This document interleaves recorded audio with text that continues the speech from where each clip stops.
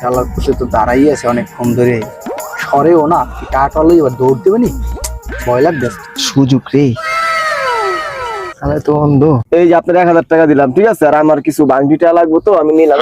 চাল খা দিলি, কইতেও পারতেছি না, সইতেও পারতেছি, আমার টাকাগুলো লইয়াও যাইতেছে। আজকে ব্যবসায় সব লাল বাতি জ্বালাই দিতে আছে।